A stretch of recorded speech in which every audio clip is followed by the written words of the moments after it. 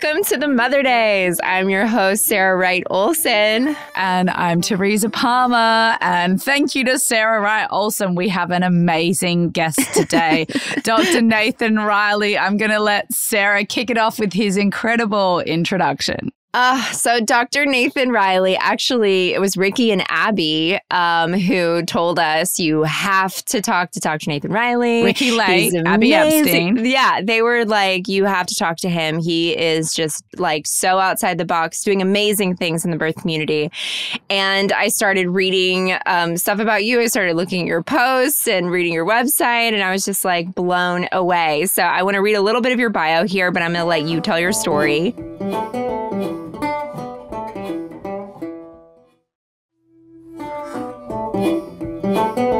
So Dr. Nathan Riley is a board-certified OBGYN who left the medical industrial complex due to his disillusionment with the standard of care within the conventional maternity care model. So this to me is amazing straight out of the gate. I'm like, where do I find you? And how do I have a baby with you? My wife would not like that, Sarah, if we had a baby together. I know. I was like, the way that came out was Sorry. like, how do I? Oh my God. Where's your wife? Get her on here. we need to have a whole commune situation here. Okay. Your mission, it says his mission is to uphold midwifery care as the art that it is, and to honor birth as a sacred process and the transition to parenthood as a spiritual transformation, which I think is just so amazing. You empower women to have babies on their own terms using nature as their guide. And you help fathers embrace the opportunity to connect with birth and their partners through pregnancy and birth, encouraging them to go deeper versus distancing themselves from the stigmatized but magical rite of passage. So this all just blew me away reading this because you hit on so many things, and there's so much more here. But I would love for you to take us back to the beginning and tell us how you got started in this work, what it is that your focus is now, so that we can dive in. Wow. Well, thanks to Ricky and Abby for the introduction, and thank you for the setting the stage. I don't really know where to start, guys. It's been a heck of a journey. I've been through a lot of school, more than most. And definitely more than me. Sorry, go ahead. I've met some of the most intelligent people I know have, barely finished high school. So like those accolades, very, very quickly, I realized this is just a piece of paper that shows that I was willing to whip myself more than many others. And I guess there was a fear, when you go into medicine, you're afraid you're never going to make money or you're never going to find a job. Like we all have that fear, and we all still like kind of live in that space. Like you don't know what tomorrow brings. But if you went into medicine, there's some security there, right? So maybe it was a fear kind of based decision. I certainly didn't know I would be in birth when I went into medicine. But when you see a birth, when you're present with a birth for the very first time in your life, like there is nothing. It's like your first ice cream cone. It's just like, what on earth was that? I mean, that one was life before and life after your first ice cream cone. I think the same goes for birth. I think many of us don't ever have the privilege of doing that. Many people, especially us men. And when you do it, and when you're really present, you're not like on your phone waiting for the baby to come out. You're actually like really feeling what's happening there.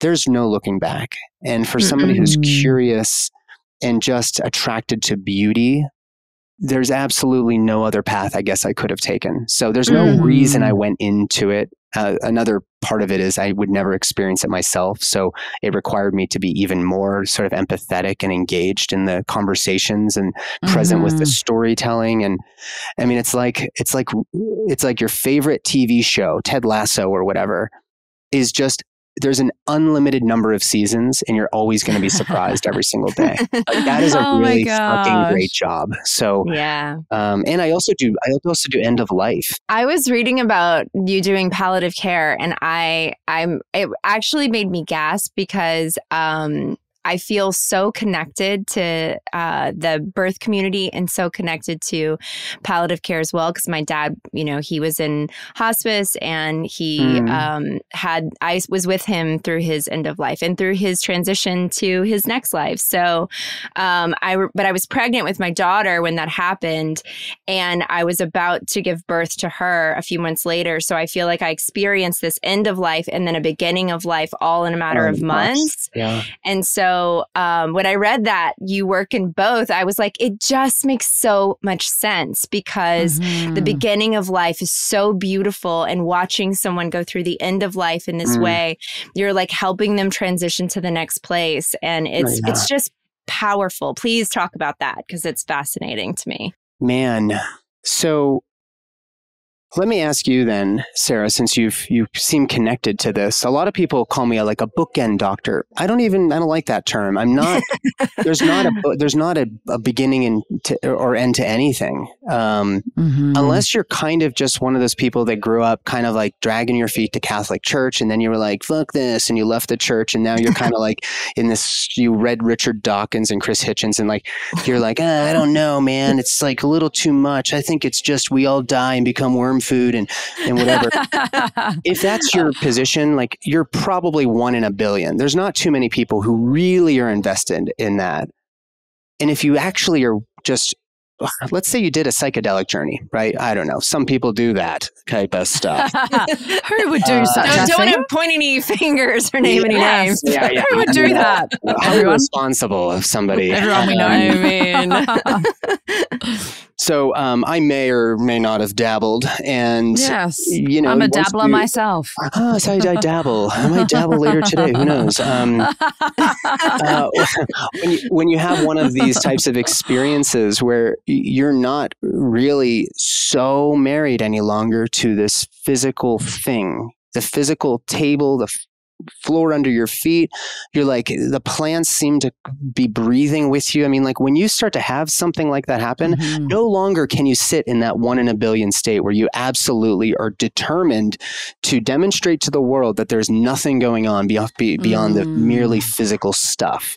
Yeah. And so anyways, let me actually get to your question. So the birth and death sort of thing is listen, if you're present with a birth, if you're present with death, I don't know what comes first. Maybe death is the beginning of something and birth is the end of something. I have no clue. I have my own sort of predilections.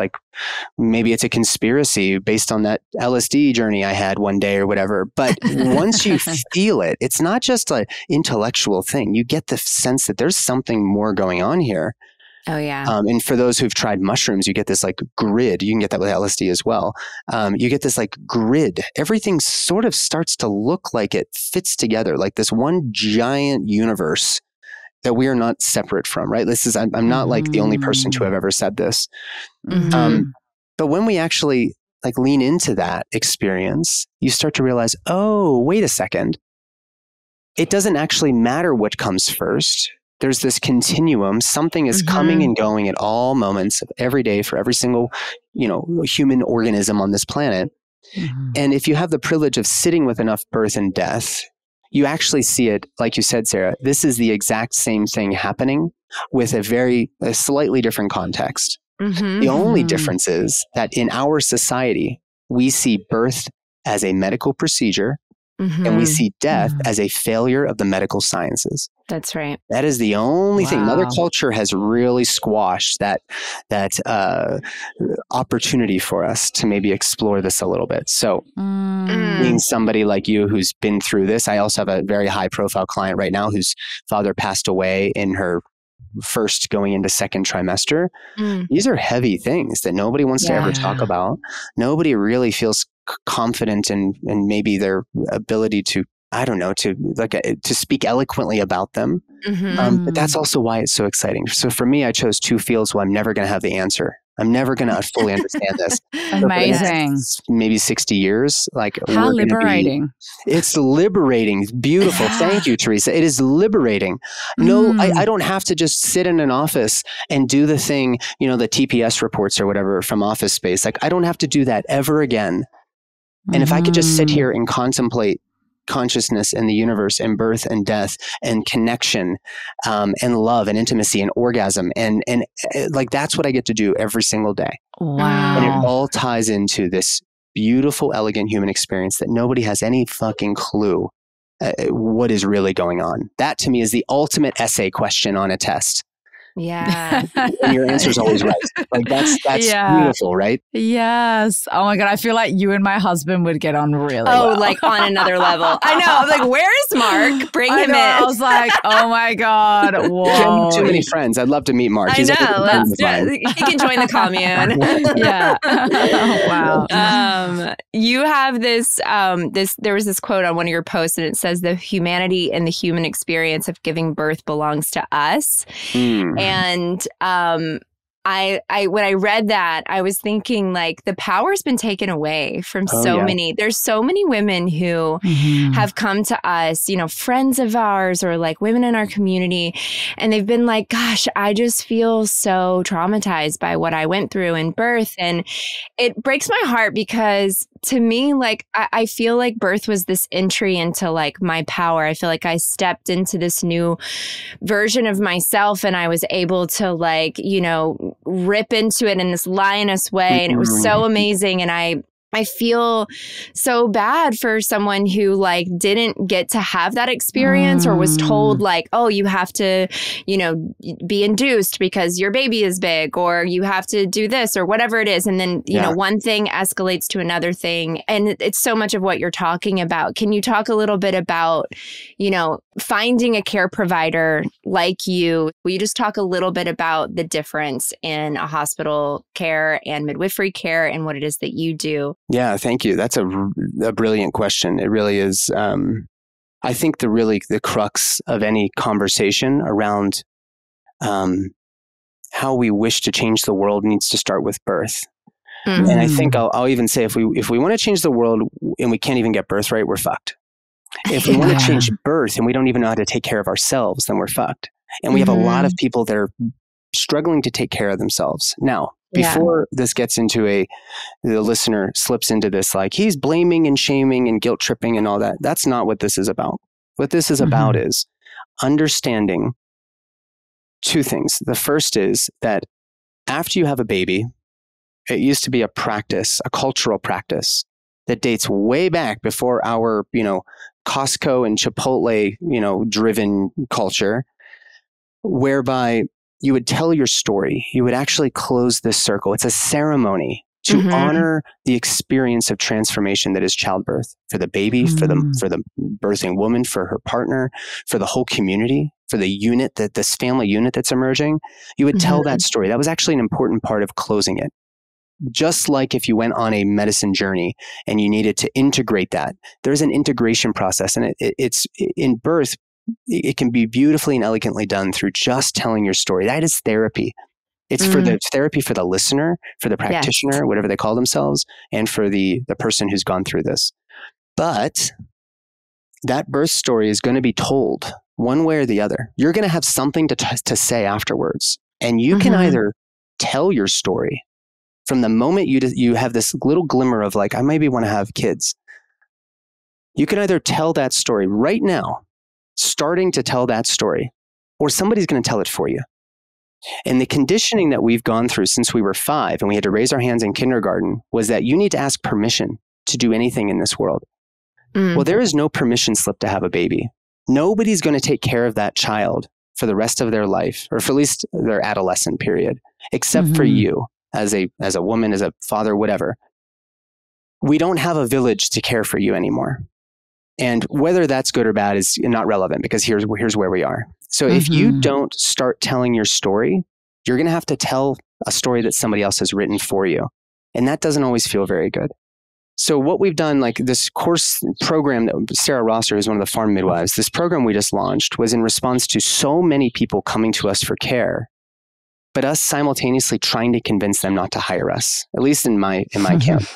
Not only can I not travel everywhere in the world for every birth, every woman who's like, I like this guy and I like what he stands for. He seems to really get it, right? I can't be that for everybody. So I oftentimes am convincing people, don't hire me, go hire a midwife. I've got a whole network of midwives that I collaborate with, that I support them so that the state legislators who have determined that they're not capable of doing this thing without a supervising doctor, in order to appease them, they have to have somebody like me sign their orders and review charts with them. It's baloney. And sometimes you could maybe argue that's helpful, but it's not generally very helpful for maternity care in the United States.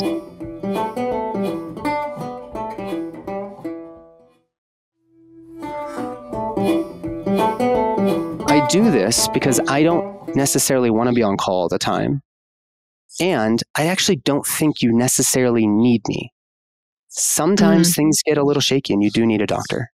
C-section. Sometimes a C-section is really helpful. Not 1/3 of babies coming out through the abdomen. It's not usually that common. The inductions, the diabetes, the preeclampsia, all of that should not be as common as it is. And if you've been starting to tell your story, you probably will not even end up needing me. So what offering can we have? We can have the Born Free Method, which is the flagship course where the Unit 1, Lesson 1, over about 90 modules, is radical responsibility.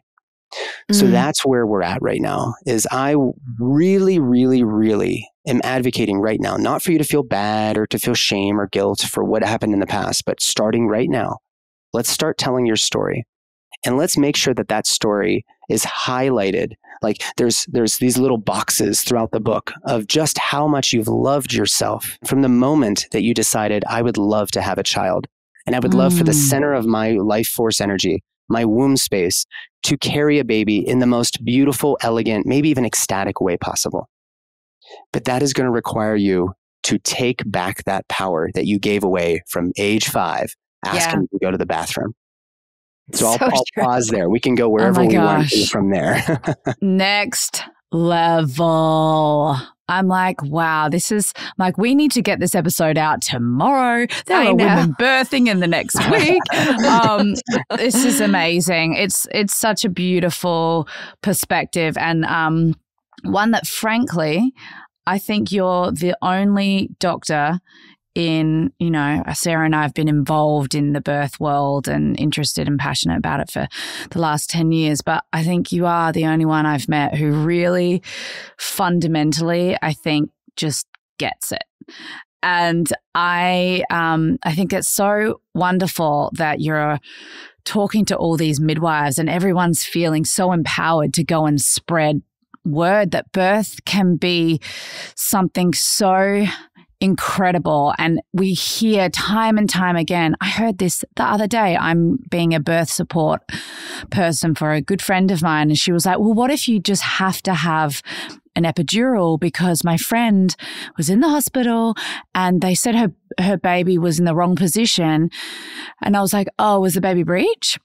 And she was like, no, the baby was posterior. And I was like, oh, so I've had 2 home birth posterior babies. So what happened? And she said that, it was the cascade of interventions and ended up with an episiotomy and forceps. And my friend was really afraid. She was sitting in this place of fear. What if this happens to me? And I was like, well, first of all, we're going to sit down. We're going to watch all these documentaries.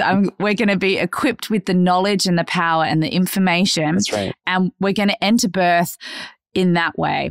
Yeah. And then from that perspective, it's like this idea of surrender. So please talk to us, because so many women are hearing horror stories. We're coming into birth from a perspective of it's terrible, it's hard, it's so scary, it's so painful. I'm going to need to have an epidural. I'm going to need to have interventions. How do we switch that perspective when we're pregnant? How do we do it? Yeah. Well, I saw a post today on, I think it was on Instagram, probably, and I don't want to throw shade any direction. I don't really care. I don't spend as much time as people think as I do on Instagram because I have somebody that I pay to do it. Otherwise, I would be stabbing my face with razor blades at all times. It does feel a bit like that. It does feel like that. It's where smart, capable people go to die. And So this post on there said, and there's a lot of good stuff in there, but it's sometimes hard to get the signal through this noise. 6 hacks to improve your sperm quality. Get the fuck out of here. You don't have any idea what is required for this. You think one egg and one sperm meet, and that's how a baby happens. Like, go get a single textbook on anything instead of starting to create more fuzziness, muddying the waters for somebody who's really, really terribly frustrated with this process. But anyways, I digress. I'm so sorry. I'm just really passionate. And you guys, with your beautiful skin and your just like, guys, Sarah and Teresa have the nicest skin around. If there is not a skincare product sponsoring the podcast, you guys are losers. You have her. I mean, right? Do you hear us, guys? Skincare companies around the world. Do you hear us? I think it's my old computer that sort of blurs everything out. I know, same. I'm sitting in some nice light right now. Yeah. I'm super passionate about these things, obviously. And so the post said something like, you can't have an autonomous birth in the hospital. And I was like, what the fuck? Like, so let's say you do want to have a home birth and you transfer to the hospital and your advice has been, it's not possible to have an autonomous birth. Like, you're royally screwed. Like, totally. Like, what are you going to do now? Now you found yourself in the hospital. My process is not, hey, free birth or die. And by the way, I would have a free birth if I was going to have a baby. And that's maybe easier said than done. There is something so beautiful about the idea, the notion that maybe somebody's standing guard so that I'm not interrupted, but I'm just going to be in here going inward and letting oxytocin, the love chemical, just bathe my body, my baby, my breasts, and bring this baby into the world. Like, there is something magical about that. And again, easier said than done. I'm a white man of privilege, blah, blah, blah. Like, it's not really relevant anymore, guys. Like, get over it. I'm a male gynecologist. So what I would say to those people is, we need to pull our foot off of the accelerator, and we need to consider what is really important right now. We have mother culture telling every woman out there that there is danger around the corner because if you're pregnant, you have a disease process, which is why 90% of women are having a baby under the care of an OBGYN. My specialties are not in birth and naturally clearing your BV and all of that. My specialties, I mean, I'm saying me as a board certified OBGYN, is in surgery, very good at surgery, very fast at C-sections, thank God, and pathology in pregnancy. Pathology and surgery. If you don't have pathology and you don't need surgery, why on earth are you going to an OBGYN? A mother culture has made you believe that having an operating room 40 feet away is actually going to somehow save you from this process of having a baby. When women say, I feel like I felt like I was going to die, they mean it. And they don't mean physically. You do die in birth. Your old maiden version of you is gone. You'll never see her again. And for you guys, that like 26-year-old lost boy that's been working on his abs and trying to promote some like stupid pre-workout like creatine supplement, like that's gone too. But a lot of us men don't have the modeling. We can get into that. When you are going to have a baby, you have autonomy no matter what, no matter who's there, no matter what the circumstances, you still get a say as to how you're spoken to, how you're touched. Yes. What is put into your body? Are you being cut open or not? There is absolutely no rule in any country in the world that will say that you are not allowed to decline somebody sticking their hand into your vagina without your consent, period. That's right. In every U.S. hospital. Teresa, are you Australian? I'm Aussie, yeah. Aussie, mate.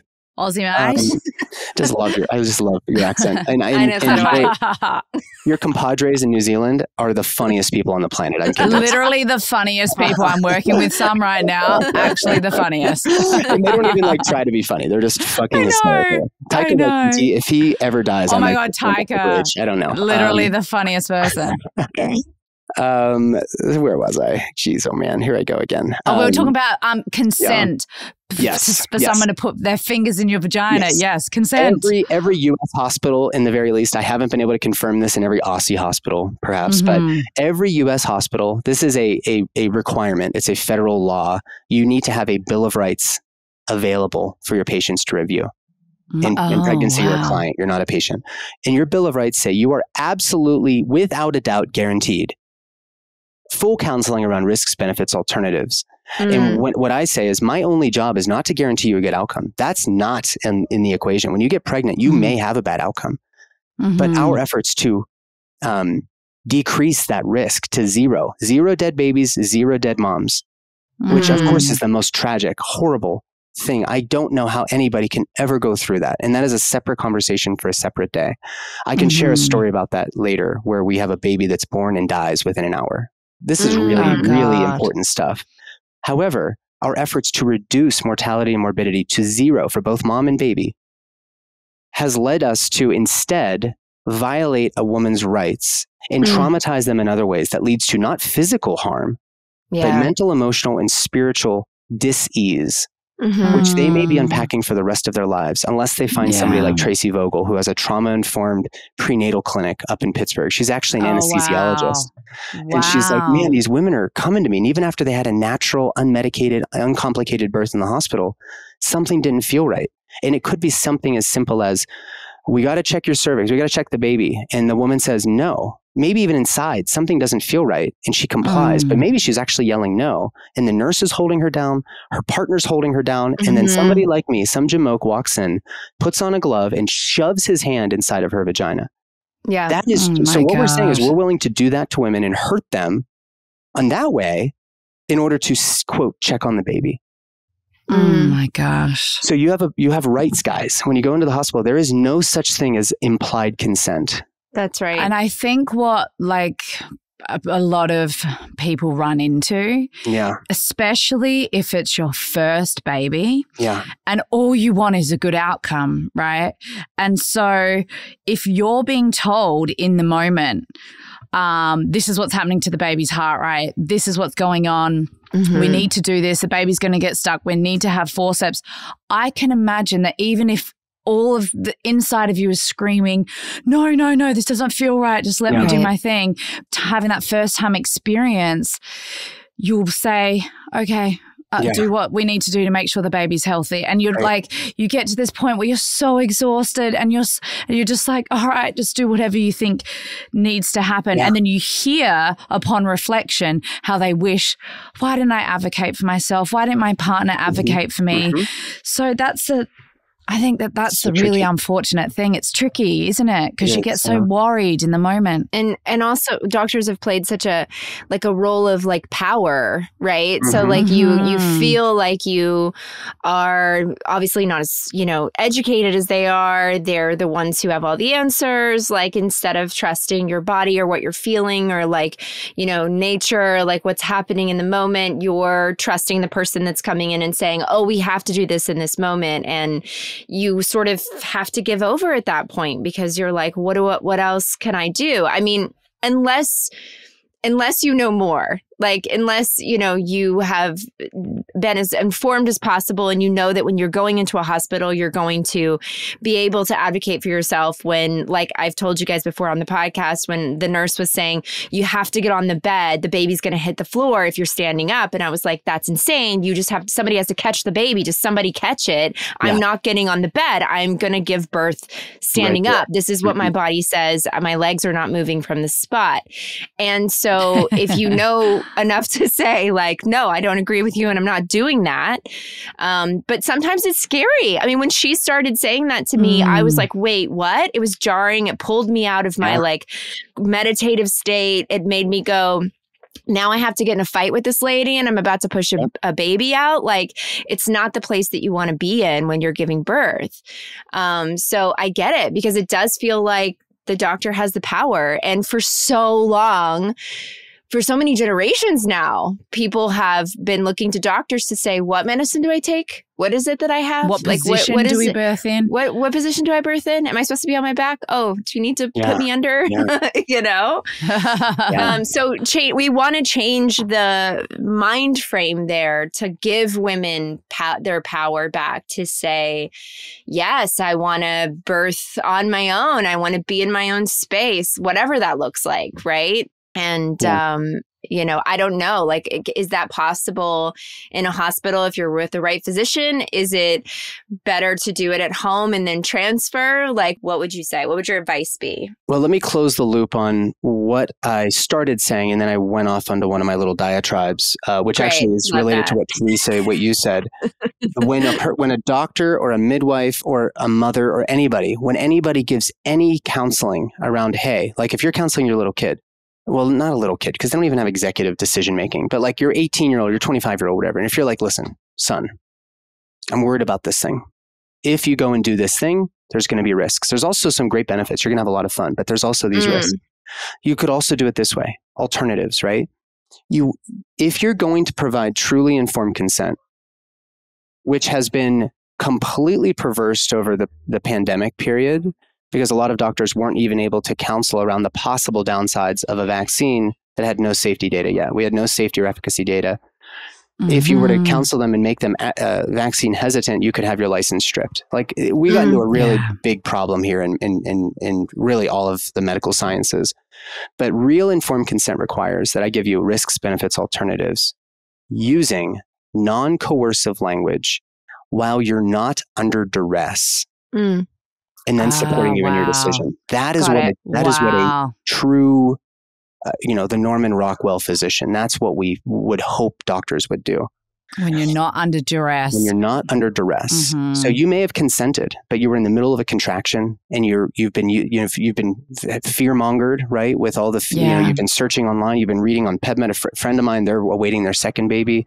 Her waters opened up and it was like 36 hours at home, 48 hours. She started reading all the like crazy stuff about infection and all this stuff. And she was like, forget it. I'm going to go in, and ultimately had a decent birth. But that should not be the thing you're doing in that moment. We need to be better in supporting people as a village so that you feel completely confident when you make those decisions and you feel supported. No doctor is going to be sued if they have a genuine relationship with the person they're caring for. The system does not incentivize you to have a great relationship. In fact, you might see a different doctor every single time you go in, or even in a birth center, a different midwife every time. So when I stepped out of the conventional model, it gave me a lot of bandwidth to actually get to know people on such a deep level that I could tell you how many times per week they're eating, bivalve shellfish and organ meats. Like these are healthy people and they have healthy births as a result. So to answer your question, Sarah, the ultimate middle finger that anybody can generate, like the ultimate middle finger to the system or whoever it is that you're upset with out there, is to get yourself as healthy as possible so that you can actually have as much autonomy in pregnancy and childbirth as you possibly can. And we can get into what that looks like. But what I'm saying here is quite literally, take your power back, take responsibility for every action from this day forward, and be willing to own the outcomes of those decisions. Not find a lawyer because somebody was neglectful, or you have made yourself as healthy as possible. You've taken control of whatever controllable factors there are. And there are many that aren't, in your control. That is actually the most disruptive thing you can do in maternity care. If you don't do those things, then you end up with something like gestational diabetes on insulin or whatever, which is completely preventable and oftentimes even reversible in pregnancy. I don't care what anybody tells you.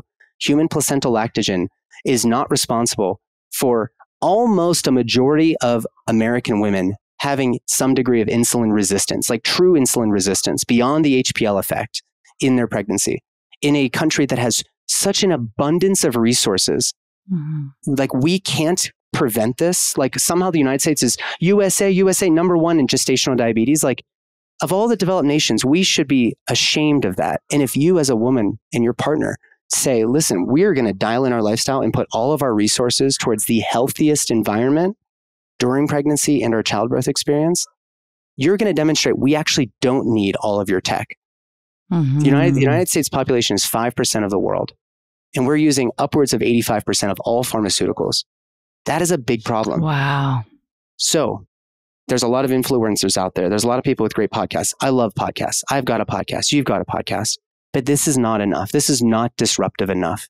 Just putting together some cool posts on carousels on Canva and talking about how bad the system is, that's not enough. You have to show up and practice what you preach and take your power back. Because if you're sick, then you do deserve an OBGYN. You might even, find yourself in the operating room.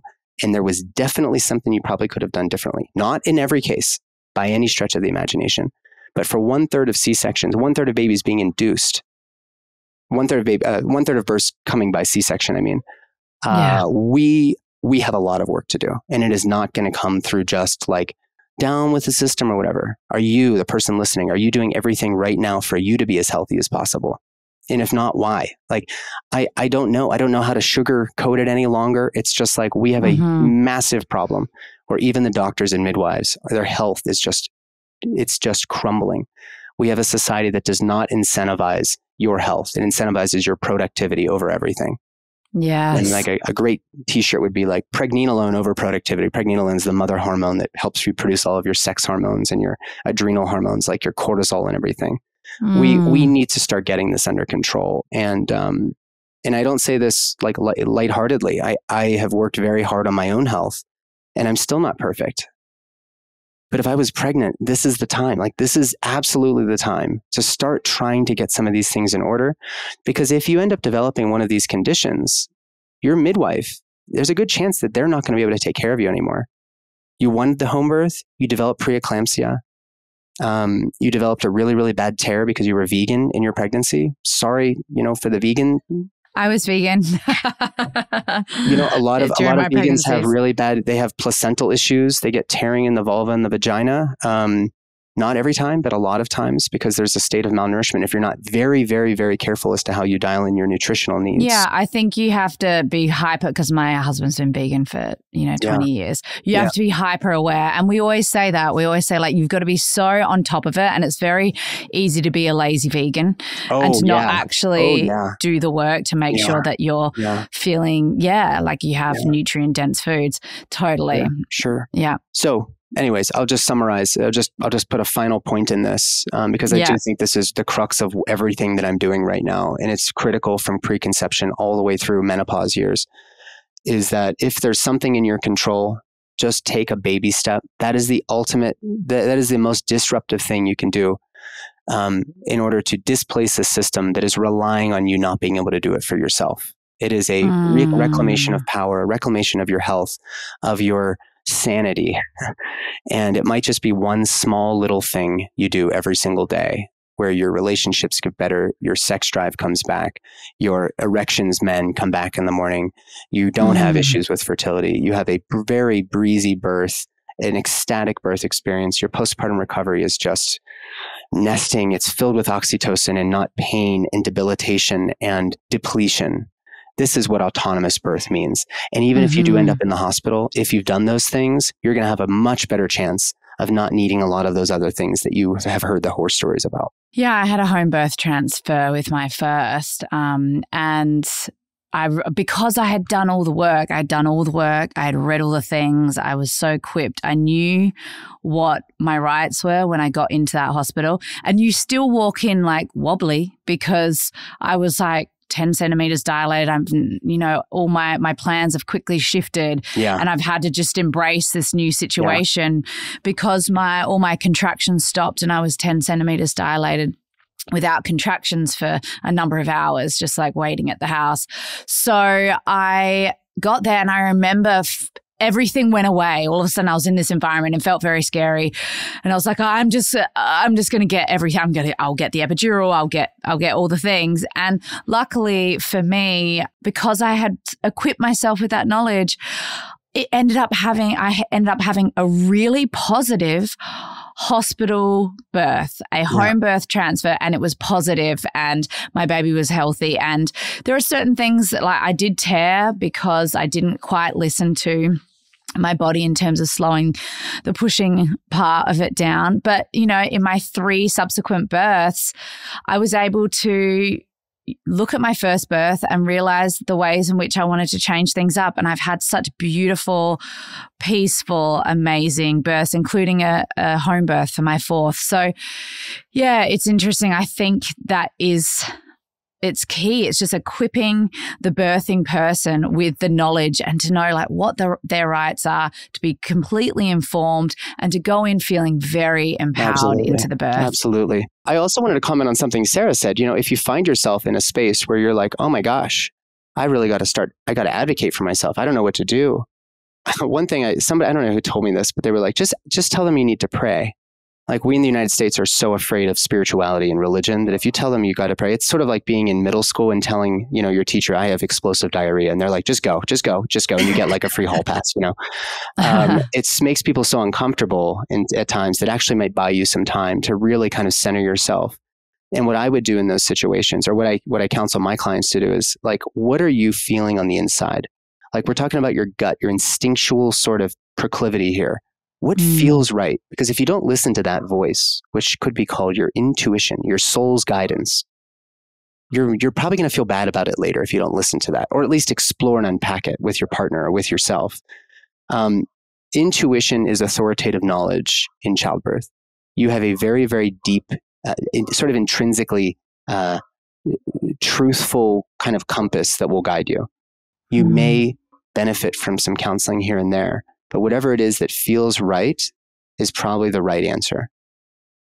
It doesn't necessarily guarantee that you're going to have that beautiful birth that everybody talks about. I mean, your makeup is perfect afterwards with this little bundle of joy. But it could be a lot worse if you continue to just tell people, hey, I'll do whatever you think is right. Because a lot of that language, again, what we were modeled was very coercive. You know, you don't want your baby to die, right? I mean, it looks like that. It's like, oh, you know, Teresa, I'm just not really happy with this baby's heart rate. It's been such a long night for you. It would make me feel a lot better if we could start maybe talking about what we could do to fix this. You know, I'll give you some time, right? It seems very genuinely soft and caring. But what they're planning to do is to tell, hey, operating room, get ready. We're going to be taking room 4 back for an C-section. And then they go in and they're like, ooh, they're staring at the screen. They're not even looking at you. They're like, oh man, this little man, I just really am worried about him. Oh gosh. Why don't we get him, you know, why don't we just talk about what a C-section would look like, right? You guys have time. Like, let's just talk about it. It's getting a little late. You know, I'd rather not do this in the middle of the night. Why would they do this? Is what I don't understand. It's what we were taught to do.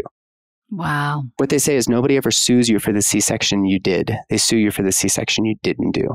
Crazy. I have a question about your course. Is that a course open to everyone, or is it for only birth workers? It's open for everybody. We have about a split. Actually, we designed it with the pregnant couple in mind. We have a lot of couples that are enrolled that are preconception. You get lifetime access when you join. So they're like, we're going to need this eventually. So let's just start learning now. Let's start equipping ourselves. But the purpose of this course, whether you're a birth worker or you're a couple that's going to be going through this incredibly rewarding experience, a privilege to give birth, what you're going to get is really not, it's our magnum opus, Sarah and I, because again, we can't serve everybody, but we can give you this. And there's a lot of people that came to us like, I'm feeling called to having a home birth. That's my intuition guiding me. But I want to have a little bit more support. I don't want to be siloed off.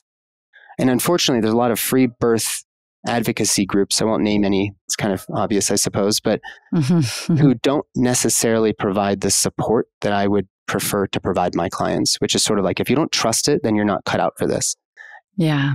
I don't think there's any reason why, if something doesn't feel right in the middle of your contractions, you know, as you're trying to have a home birth or a free birth or whatever, if you have a change of heart, that's okay.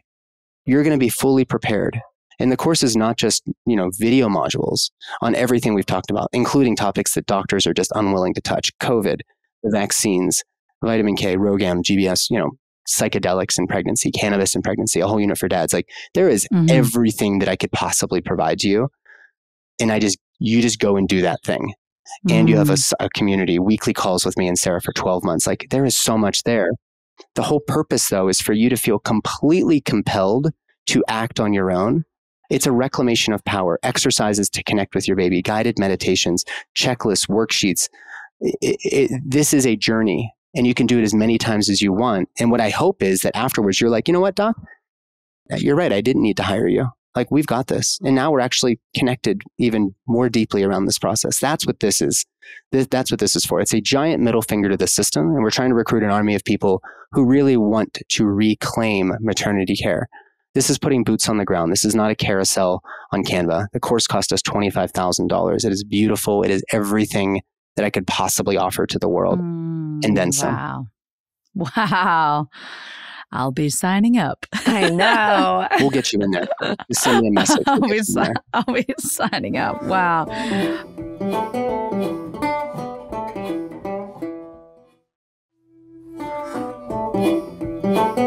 Dr. Nathan, so we often get asked to do an episode on fertility, and maybe we're going to need to get you back where we can just have a full solo episode dedicated to this. But could you just break down some of the fertility issues you see, and what are some ways in which you approach it from a holistic standpoint? Yeah. In order to sort of encourage people to think, be willing to think outside the box here.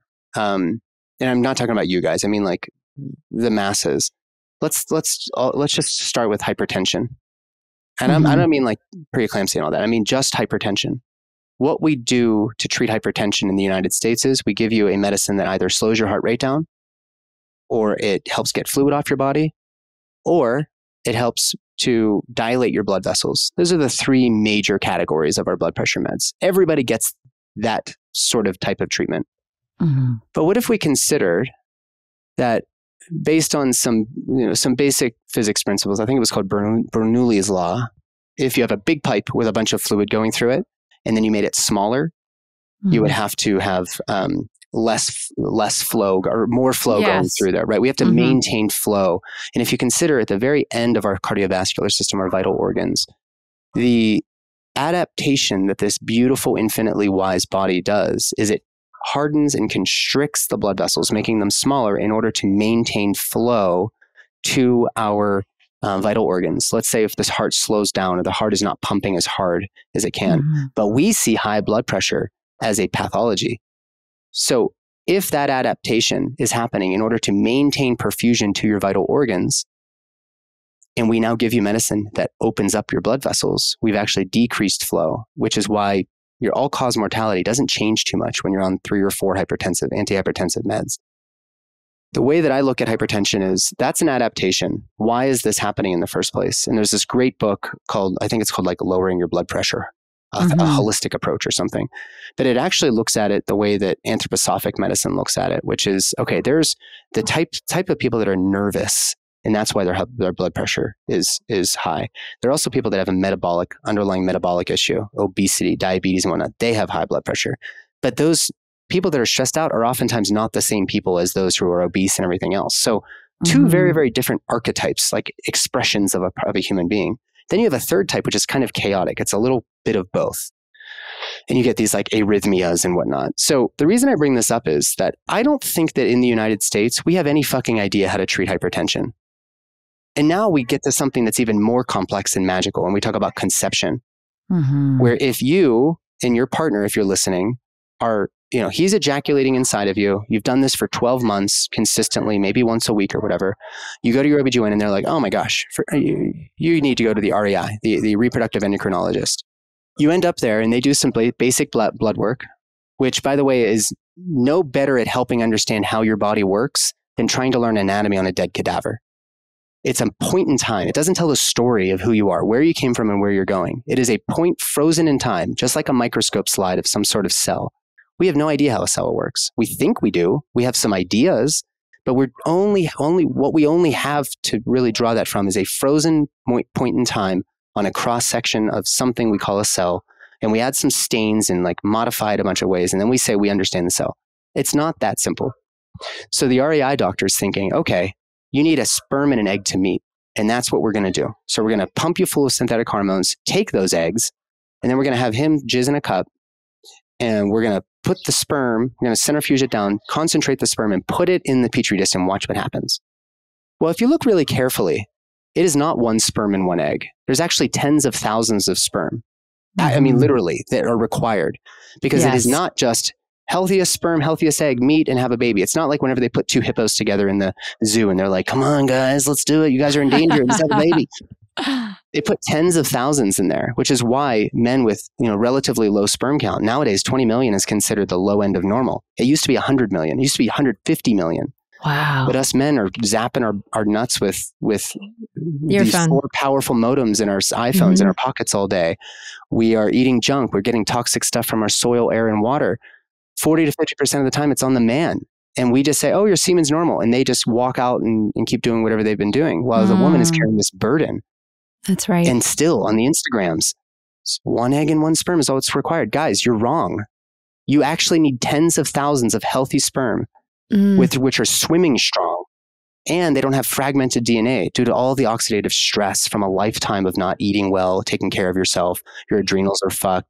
You've been incentivized at your company to make more money for the CEO by working long hours to get that stupid project done that doesn't matter anything to you and your soul's path.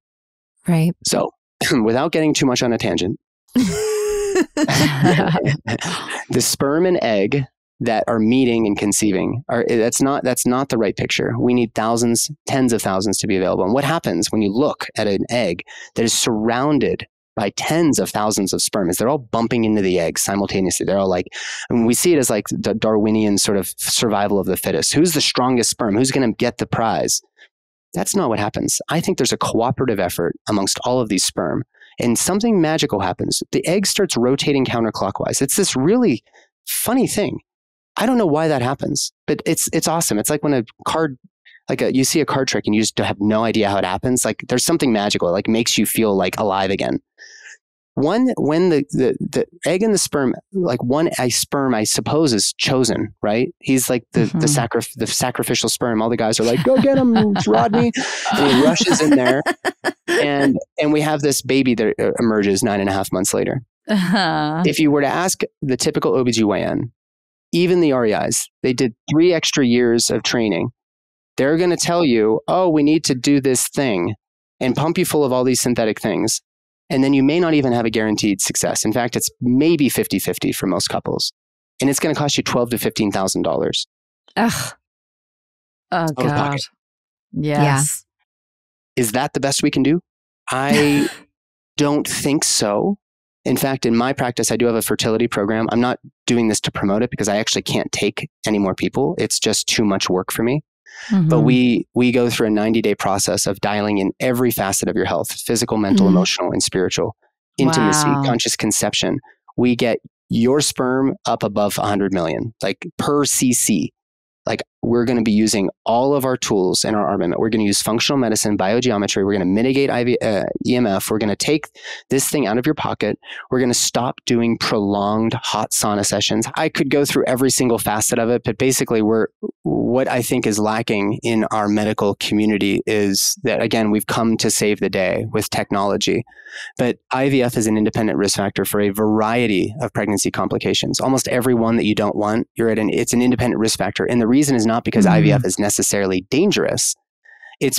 Although I might argue that it is. Synthetic hormones are not good for anybody. But nobody has ever looked upstream in order to really determine the cause of your fertility challenges. It goes beyond polyps and fibroids and endometriosis and whatever. Like there's all these other things that it's always on the woman. It's your problem. Like, why are you so broken is the implication. Nobody ever looked upstream to figure it out. Beyond maybe the thyroid. They probably looked at their blood sugar and thyroid. What I would love for people to start recognizing is that there's a lot in your power here to control your fertility. And the one thing that you guys can do out there is to get this thing out of your pocket. I mean, I still have one. I love these things. They're super powerful tools. But if I was trying to get pregnant, I would take it out. And my wife and I did struggle for about 6 to 7 cycles. And I thought that was a long time. Now I'm meeting couples who have been doing this for 8 years, and nobody ever told them, hey, maybe don't zap your nuts every day with this, or your ovaries for that matter. And maybe we start eating some oysters and organ meats. Even if you're vegan, it's totally fine. There's ways to do this, but many people who come to me are omnivorous. Oysters for men, 3 cans per week. It will probably get you at least a part of the way there. And then all the other stuff that we do is really meant to dial in your health, because when you have that baby, if your health isn't dialed in now, you are going to have a very, very rough road ahead when you become a parent and you're not sleeping well and you don't have time to cook or whatever the other, realities are of young parents. I've got a 3.5 and a 1.5-year-old. I get it. So let's start now. 90 to 120 days beforehand. Let's dial it all in. You and your partner are going to be having the best sex of your life. It's no longer mechanical and based on, a strip you peed on, which, by the way, if you do that and you have sex, it's too late. You want those sperm to be available 5 days before you ovulate, which is why we do fertility awareness tracking.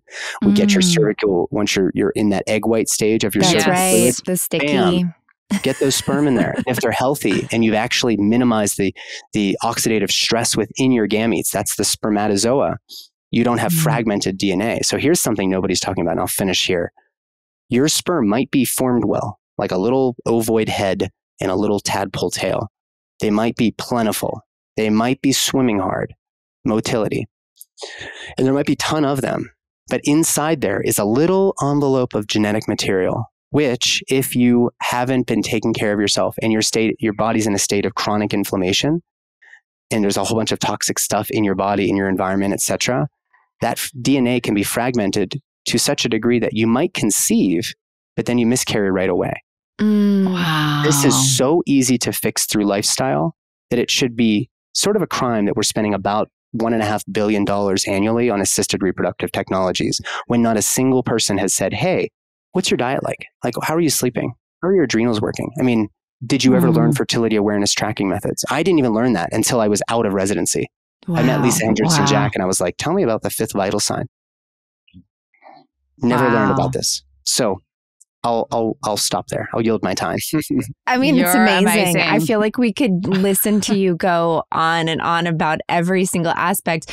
The more you dive into each part of this, I just feel like there's just so much more that becomes clear about how messed up our system is in so many ways. And honestly, like every answer is how can we make ourselves as healthy as possible? How can we bring it back to nature? What is feeding our intuition and giving us our power? It's like bringing us back into a different state that's not overly medicalized or monetized, or it's just my God, this is amazing. We might have to have you on for a part 2. I know.